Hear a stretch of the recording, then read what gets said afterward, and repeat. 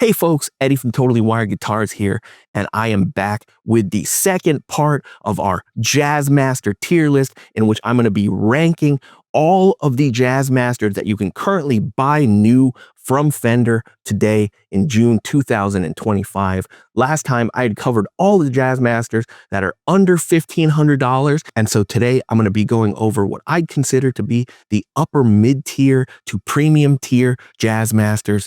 And just like last time, I'm going to be covering the value proposition, their modability, the quality control and fit and finish, and just my overall firsthand experience with each one of these models. So without further ado, let's get back into it.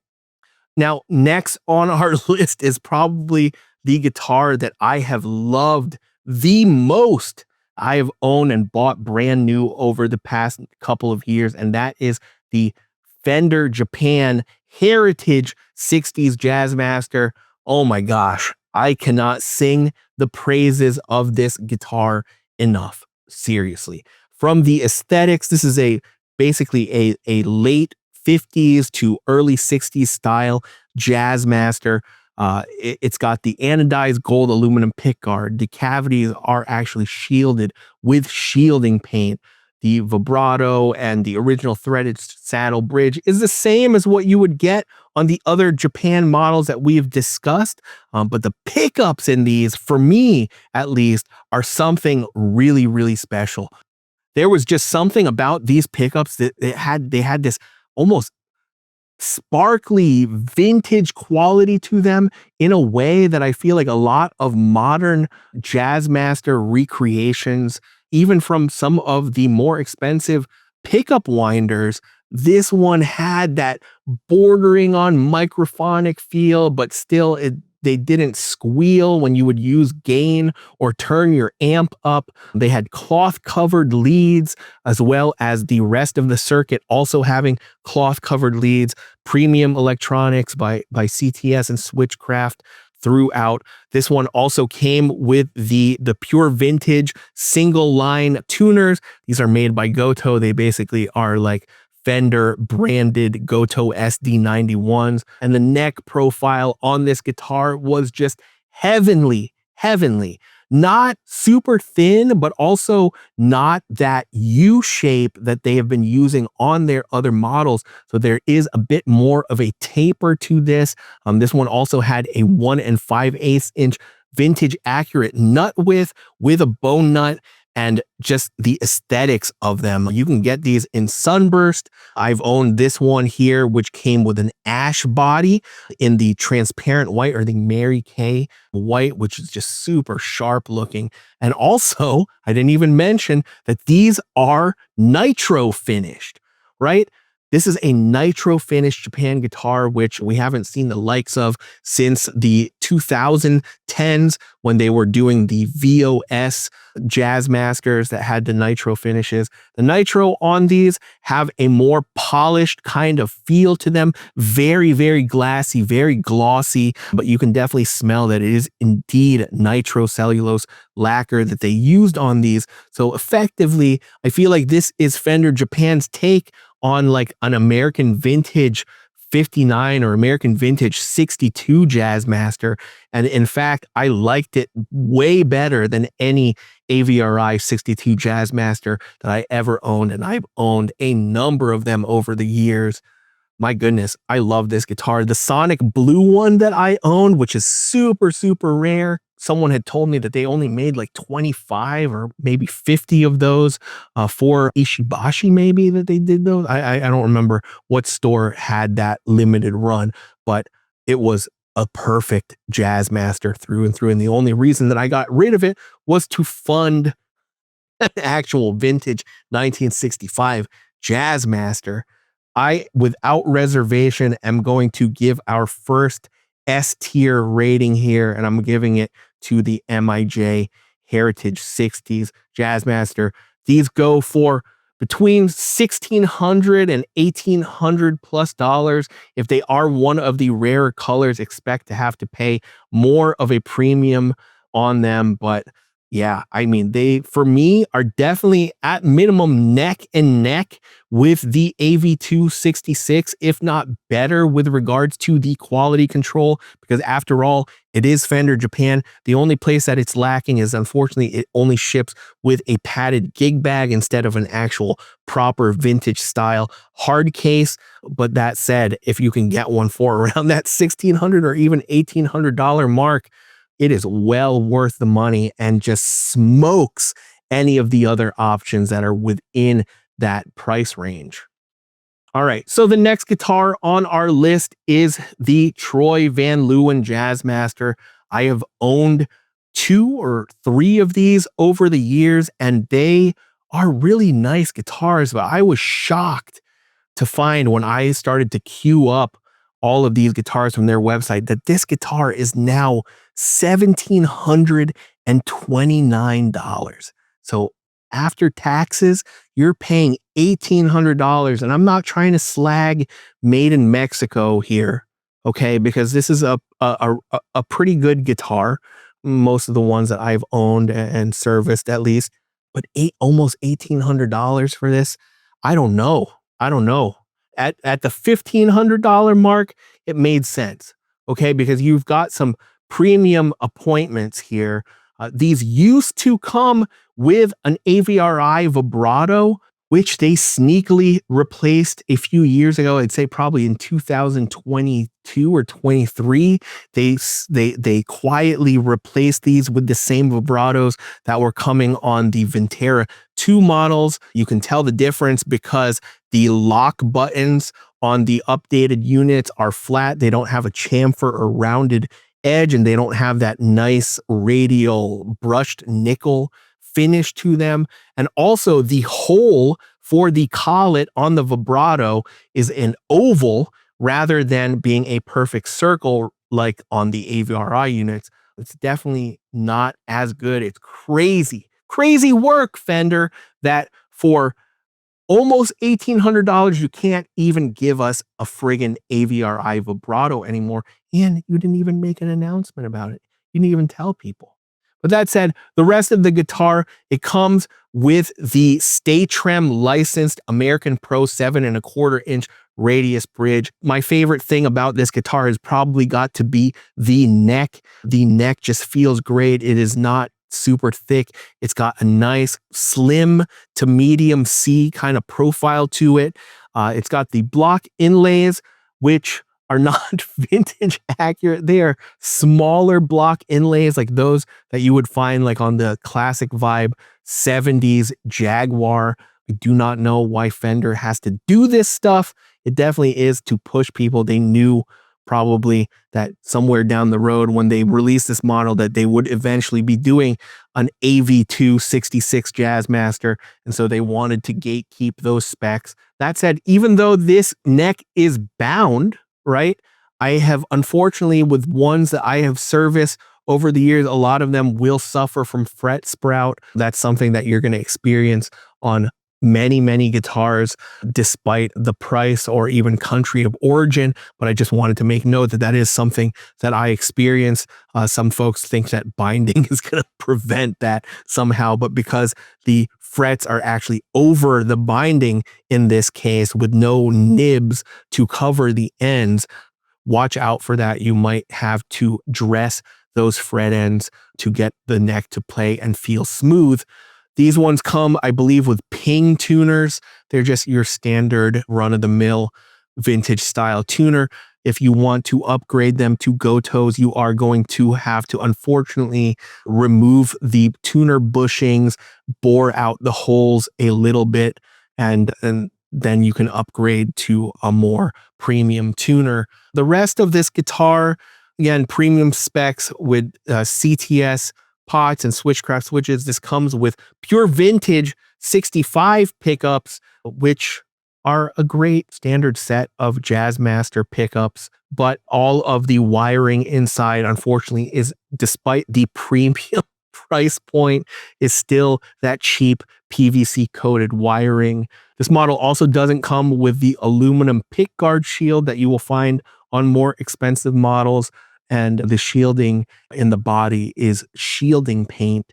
So I think that they look really sharp. They come in ox blood. The aesthetics for me are one of the things that really do it, that make this model worthwhile. That and the feel once you address any sharp fret ends. Again, I would still go for one of the Fender Japan models over this, but you might want to go for this if you absolutely have to have 7.25 inch radius. Now, all of that said, as compared to, say, the Ventera 2 Jazzmaster, the fit and finish and quality control on these is still a lot better, noticeably better, at least in the ones that I have owned and serviced. But the price point is really, really hard for me to stomach. Used, you can usually find these sometimes as cheap as $1,100, sometimes up to $1,300, $1,400. I think at that price range, it definitely makes more sense and is a good value for your money. But if I'm buying new, I wouldn't even consider these unless you absolutely, absolutely had to have 7.25 radius and were in love with this ox blood or this copper age finish. So I'm going to go ahead and give the Troy Van Leeuwen Jazzmaster a solid B ranking. It's a good Jazzmaster, just a bit too expensive for what it is. Next on our list is the American Professional 2 Jazzmaster, which I think definitely improves upon the ideas of its predecessor, the American Professional 1. Those ones had the toggle switch moved up to the upper horn section. It didn't have the necessary routing to convert it to traditional specs. This one comes with the panorama vibrato, which has since been fixed in case you've seen videos about them needing spring mods and things. If you're buying one of these new today, you can definitely put heavier strings like 11s on these without any issues at all. And to be honest with you, I've serviced a number of these over the past year, and they are good guitars. I was pleasantly surprised. They have a nice feeling neck to them. They call it a deep C-shaped neck profile, but it's actually not that fat or chunky, especially as compared to some of the other ones that we have discussed here today. It feels good. It does feel like a modern iteration. I feel like this easily could have been called the American Standard Jazzmaster because it has that kind of Fender American Standard Strat or Telly kind of feel to its neck. It's got a lot of mostly vintage style appointments, which is good. It comes with the American Professional 9.5-inch radius bridge, which is a really solid Mustang bridge. And this one comes with these little nylon inserts, which are meant to prevent the bridge from straying too far forward or too far back. There is a bit of play, so they can contribute to weird knocking noises, I have found. And so for folks who have gotten services from me, I actually ended up removing those nylon thimbles. And if they wanted a pinned down or locked bridge, ended up wrapping the legs with like copper foil. That's one of the things that you can potentially do to keep them from rocking. And then all of that noise went away. A couple of notes on the panorama vibrato. It definitely has a lot more range. You can dive bomb really nicely with the panorama vibrato. It's a nice little upgrade to the AVRI. I still think that for me, the AVRI is the gold standard, but a couple of the changes that they made with this to give you that additional range, they also moved some of those pivoting plate mounting screws away from where these strings are, so you do not have the chance to potentially have your strings rubbing up against the top of those dome screws. These also come with the micro tilt adjustment on the neck, as well as they've carved out a bit of the heel of the neck for easier access on the upper registers.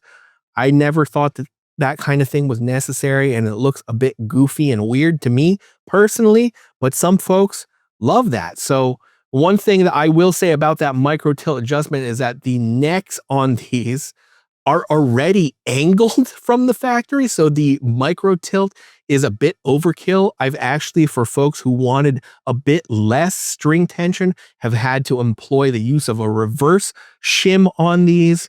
So take that for what it is. If you end up buying one of these, the pickups are the V mods, which do not really sound like Jazzmaster pickups to me. If anything, they remind me of what those old Fender Japan Strat pickups in Jazzmaster clothing sounded like. They've got a brighter, kind of narrower or thinner kind of sounding tone. And they also install a treble bleed microchip or circuit. And it's not just the resistor and capacitor of a normal treble bleed. And it gives it this voicing that it's almost like a half-cocked wah that you can't really get rid of. There are other appointments as well with this, like the wiring is a bit different. It gives you the option of modern and vintage voicings, which is a cool touch. And the rhythm circuit is not your typical rhythm circuit, which just controls only the neck. It puts your pickups in series to give you a beefier, almost humbucker-like tone, which is cool to see on this.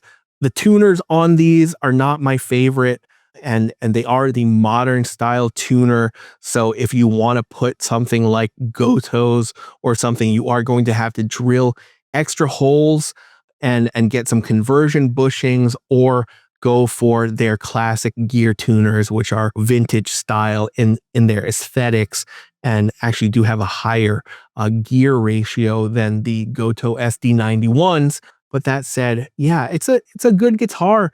New, they are on sale, apparently down to $1,659 for the Sunburst model, and the only other one that they have available is the Mercury, which looks really sharp to me, a cool kind of silvery looking burst. Someone was joking with me that it looked a little too new metal for them, but I didn't think so. I thought it looked really cool. And yeah, for $1,849 after taxes, you're basically paying about $2,000. It's a hard sell for me, especially with the other options that we've discussed here in this price range.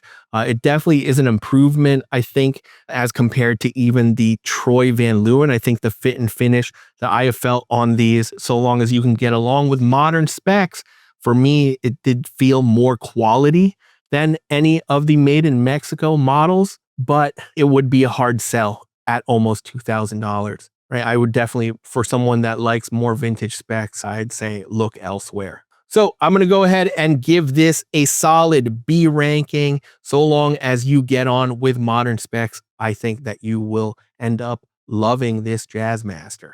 All right, so the next guitar on our list is the Mod Shop Jazzmaster, coming in at about $2,000. This is basically their discontinued American Pro 1 Jazzmasters. You don't really have, unfortunately, the options to change the wiring configuration on these. And I have to report that the routing for converting this to a traditional spec Jazzmaster is unfortunately not there. So you would have to get out the router to do those mods, which is super, super annoying, especially because of the fact that it's friggin' $2,000, right? Now, the main draw here, in my opinion, is definitely that you get to customize the aesthetics of your guitar. Like, for example, if I want a burgundy Miss Metallic Jazzmaster for $2,000, I can get it really easy. Unfortunately, no matching headstock option, which doesn't make sense, I guess. Probably makes the whole made-to-order thing a bit cheaper for Fender. No unused parts. You get a number of different neck profile options, but none that are vintage correct, which is super annoying. That said, I have played one that had the Maple C to D, as well as the Maple Modern C and Deep C. All of those necks are nice, kind of almost a satin finish to the necks. And they are all very, very comfortable necks with a modern feel to them. Not too chunky, not too skinny, really nice middle of the road. And I believe all of them had 9.5-inch radius with medium jumbo frets. So So yeah, the necks are nice. Now moving along to the pickup options on these, you can choose either V mods or the American Vintage 266 pickups. That said, like I was talking about with the American Pro 2, these also come with that treble bleed chip that makes even the American Vintage 2 Jazzmaster pickups have this kind of half-cocked wah sound to it that you can't unfortunately dial out. You can choose a number of different pick guard materials. You can customize limited plastics options, and then you've got a number of tuning machine options. A classic gears, a standard staggered, like modern style, and then you've got your deluxe tuners for a bit of an upcharge, $50 more. And then you've also got the option of just the AVRI vibrato, or for $100 more, you can go with a panorama. So it's got some customization options here, which is nice to see. Strap buttons or Fender strap buttons, your choice of 9s or 10s for strings, and they all come with a nice deluxe molded case, which I actually like better than the cases they've been shipping with the American Vintage 266, which is kind of like a G&G clone, though they are not made by G&G anymore. These cases are just lighter. They're actually molded, so they really keep your Jazzmaster from moving around inside of them, and they've got a nice like big compartment for stuff inside the case. So yeah, $2,000 if you spec it out with like more premium tuners and the panorama vibrato, you're looking at almost $2,200. They are nice guitars. I have the same feelings about them for the most part as the feel and playability of the American Pro 1 and 2. But yeah, $2,000, man. $2,000. Yeah, I know you are getting a custom finished body at minimum, but for $2,000, you definitely could be commissioning like an independent builder or buying like an AVRI or AV65 or even AV2 Jazzmaster used and have all of those vintage appointments with no compromises. I forgot to mention that the mod shop is also only polyurethane finishes, so you do not even have a nitro finish option. And given the fact that the routing under the hood is not there, if you want to convert it to traditional specs, just makes it that much more difficult for me to recommend. So, man, they're good guitars. I don't think that I can give it any higher than a C, given all of the things that we discussed. All right, so next on our list is the American Vintage 2 1966 Jazzmaster. I'm just going to come out and say it. This is probably one of my favorite American Jazzmasters to come out in a long time. I really, really love the neck profiles on these, especially they have reverted back to a slightly slimmer profile neck. Not quite as slim as the American Vintage 62s, but decidedly slimmer than the AV65 or the American Original 60s Jazzmaster, both of which had really chunky full C-shaped maple necks. Most of the ones I've done a handful of these, and I own one currently that I refinished in charcoal frost metallic and have serviced a number of these. And one thing that they all had in common is that they all were on the lighter side of things. I've had ones in the 7.4, 7.5 pound range, and the heaviest ones that I've had in the shop have been only 8 pounds even. So that is definitely something that is an advantage to me personally when it comes to Jazzmasters. All of the other things here are basically AVRI spec. They've got the AVRI vibrato, the threaded saddle bridge. They come with pure vintage 66 Jazzmaster pickups, which did not really sound all that different to me than the pure vintage 65 pickups. Take that with a grain of salt. My ears are definitely going to be different from yours. I believe when I looked it up, they seem to be the same exact part number, but you've got all of your premium appointments here under the hood. You've got it fully shielded with your brass shielding plates, as well as the aluminum shielding plate for the pick guard. And it's got a nice wide bevel on the eggshell white pick guard that they come in. These have the pure vintage single line tuners and a bone nut. And yeah, it's just a premium Jazzmaster through and through. I know that these were riddled upon launch when they came with the smaller pre-CBS shaped headstock, riddled with some quality control issues, but most of the ones that I have played and owned and serviced from the past couple of years after they made the change to the proper CBS style headstock have all been really great. I can get the action almost impossibly low, even with 10s on my personal AV2. And I think that they are just really, really great guitars. Now, the pricing on them is where they can be a bit harder to stomach, especially if you're not going to be getting any discounts, because we are looking at now, it used to be $25.99. Come June of this year, 2025, they are now at $27-29.99. They no longer come with the G&G case. Instead, there's just, I don't know, something. I think they're just like made in Mexico cases that look like G&G cases.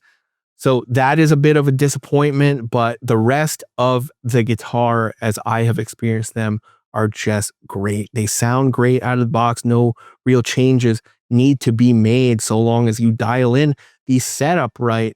I feel like the value proposition on these new is tough, because if you take a look, you might be able to get a custom shop Jazzmaster used for only like $100, $200, $300 more than this. And this is definitely not going to be retaining most of that value. I've been seeing some of these sell for as cheap on the used market as $1,500, $1,600 recently. I think folks, unfortunately, from the unpredictable economy are hurting right now, which is just really, really sad. And I hope miraculously changes at some point in the not too distant future. But most of the ones that I see on the used market are going for $1,800 to $2,000. And at that price point, it definitely becomes a lot more attractive. But as far as the quality of this guitar goes, I think it's really, really solid, and is one of my own personal favorite guitars that I still own. So with all of that said, I'm going to go ahead and give the AV2 66 Jazzmaster a solid A. I believe it deserves that based on just how good of a guitar it is. And now the last Jazzmaster on our list, and we kind of have to do a little bit of condensing, because obviously under the umbrella of a custom shop Jazzmaster, there is a lot of different models, customizations, and specs that you can choose. I'm basing this opinion on the couple of journeyman relic Jazzmasters that I've gotten from the custom shop. They are really good guitars. I mean, the mojo alone on a lot of these guitars that I've had in for service, because I've never had the money to actually buy a $6,000 guitar without first selling off a bunch of my other guitars.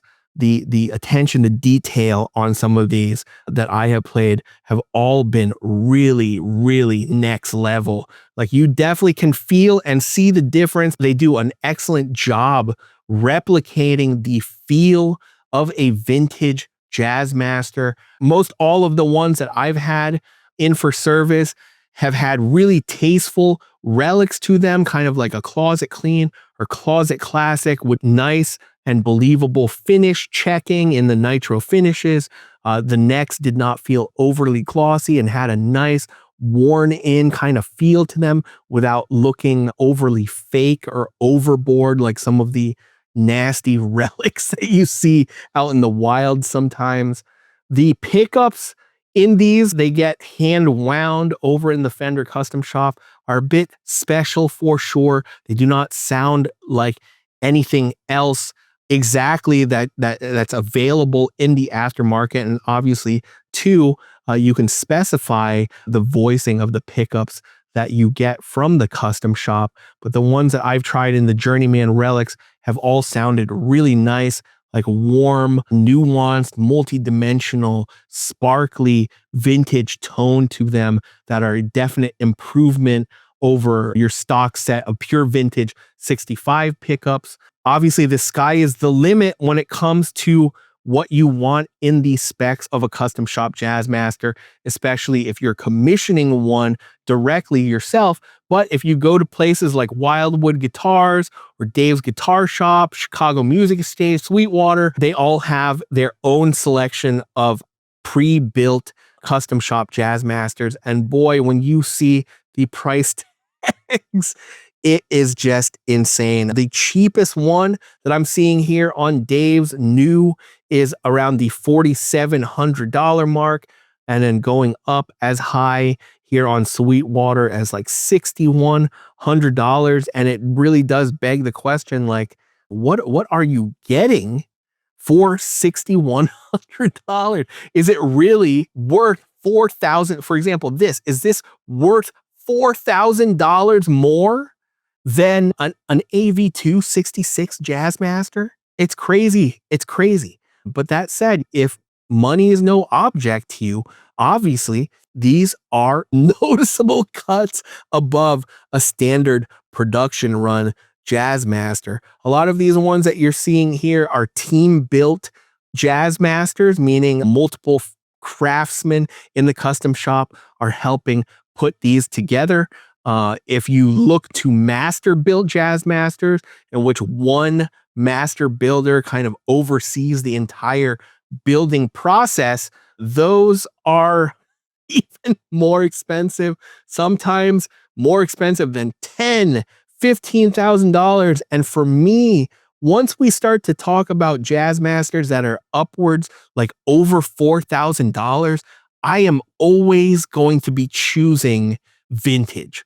That's me, right? That's my personal take on it. I feel like the mojo on a vintage Jazzmaster is real, and not that I think that relics, especially well done ones, are like stolen valor or anything like that. I think that they're perfectly fine, and I love a good well done relic myself. But for $6,100, man, it is very, very hard for me to justify that kind of price, regardless of the craftsmanship that went into it.